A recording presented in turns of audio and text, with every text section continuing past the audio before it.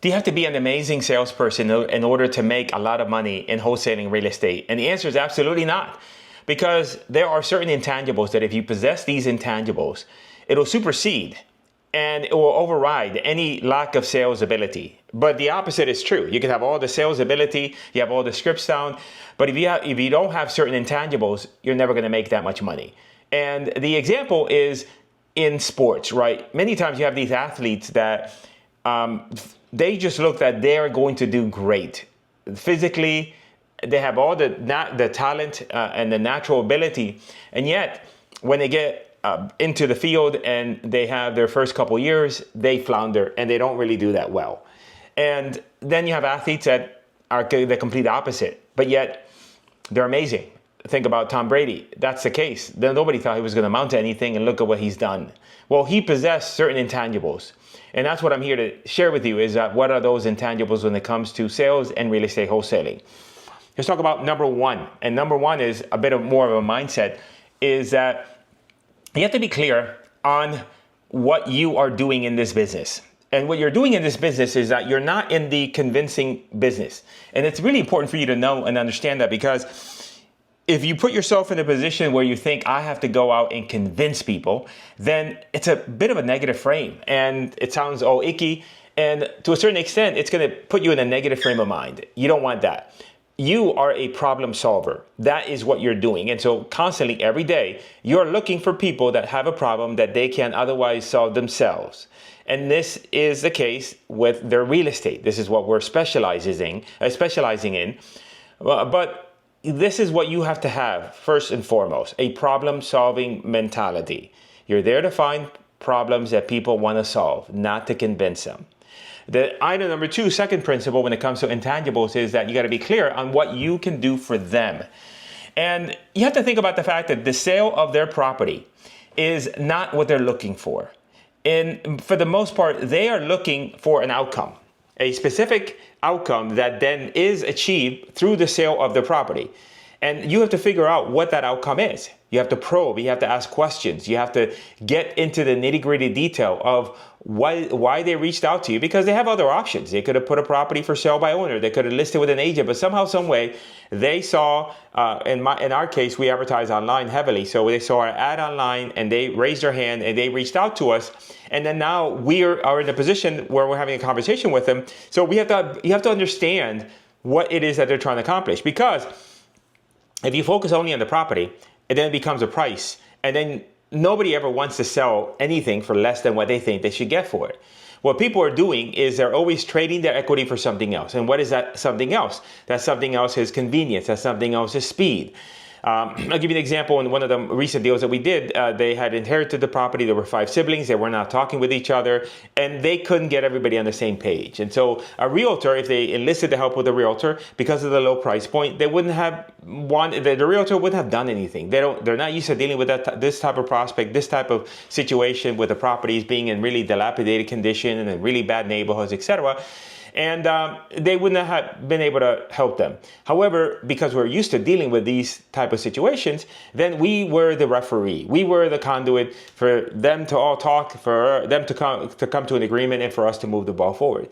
It could be an example where somebody has a property that they have a ton of stuff inside the property. They're a hoarder.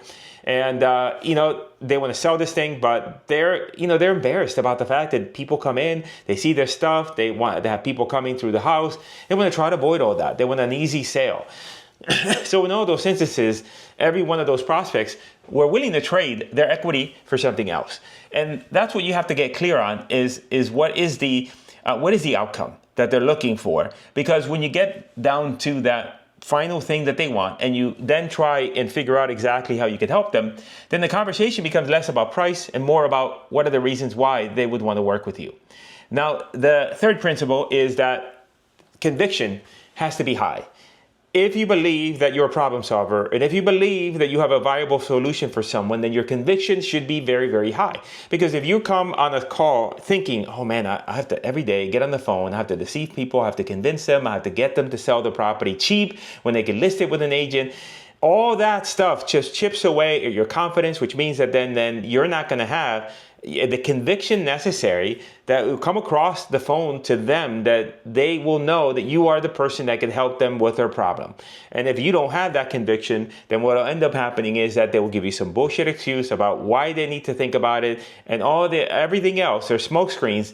But in the end, what they're really saying is, I don't trust you. I don't think you can help me. So I'm going to go find somebody else. So your conviction, all right, if you work on those first two items, your conviction has to be extremely high. And then that comes into the next item, which is tonality. Tonality is so critical.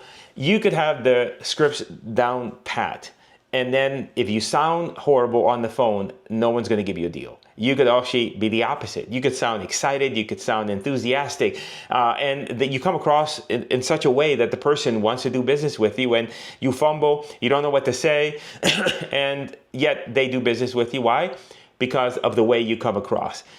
Many times, it's more important that you sound like you know what you're doing versus actually know what you're doing. It helps if you sound like you know what you're doing and you know what you're doing.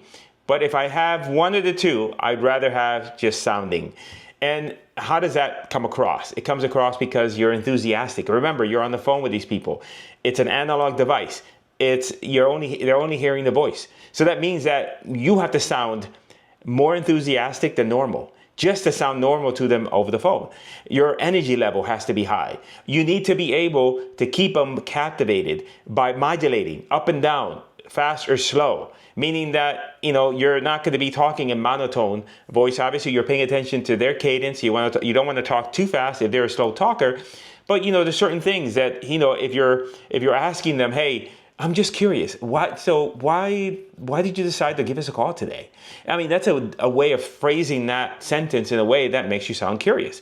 So you have to become an actor. You have to think of it as you are playing the role, and you have to convince them that you're the person that can help them, but you have to keep them captivated and you have to keep them entertained. And it's really, really important. Now, how does that happen? Well, it happens with the next principle, which is whatever it is that you're using as a script and as a pathway to getting them to say yes to you, to say yes to your solution, you have to have some sort of path that you're moving along. That means that you have a script from beginning to end of the entire conversation, of how that conversation is going to flow, from your introduction to then how you ask questions about the property. Obviously, every seller is different. There's nuances, but you have to have a straight line, as Jordan Belfort would call it. Jordan Belfort's a guy from Wolf of Wall Street. He wrote a book called The Straight Line Method. I believe that's the name of the book.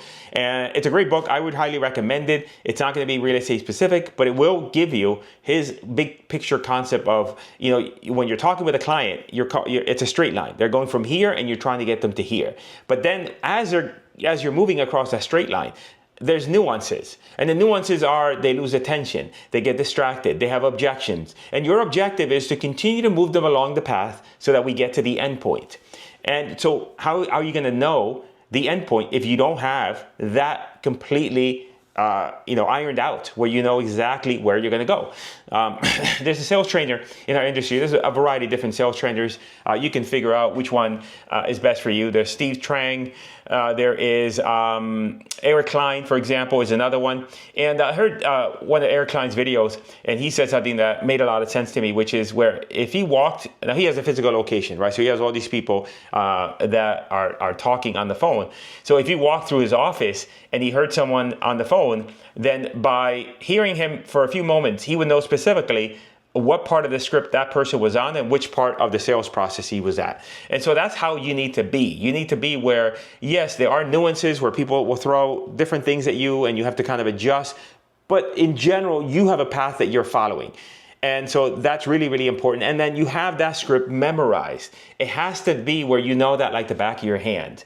And it's the only way to have success in this business, whatever that script is. I need to be able to wake you up in the morning, shake you up, and ask you, hey, recite your script. And you just recite it, all right, with inflection and tonality. And that's where the tonality and the script memorization come hand in hand, because if you don't have the script memorized, you're never going to achieve tonality, because you're always thinking about, oh, what am I going to say next? Oh, I don't know what to say. If you know what you have to say down pat, then you will then be able to inflect tonality and the different voice inflections. Think about a Broadway play. In a Broadway play, they're reciting the lines the same every single day. And however, though, when you are listening to them, they have the scripts memorized, but you don't think to yourself, oh my God, this sounds so robotic. They sound amazing. They have inflection, they have enthusiasm and everything else. And the only reason they're able to do that is because they have the script down pat. So having a script and having that script nailed down is a really critical part of having success in this building, whatever that script may be. All right, let's talk about the next item, which is you need to have objection handlers memorized, because you have the base script, but you have to think about all the different scenarios that come up in a seller conversation. And as you have them come up, if you get stumped, you write it down and you then put it together, your way of communicating that answer to the seller. You either do it yourself, you get help, but at the end, it should be a script that then you would be able to know, this is exactly how I'm going to handle it next time. So you need to come up with that entire list. There might be 15 or 20 of those different things that come up. If a seller says, for example, oh, why is it that you can buy my property without ever taking a look at it on the inside? Hey, is this, how am I going to be able to get my money at closing? All those things you should know and have down pat. When they give them to you, then you answer them.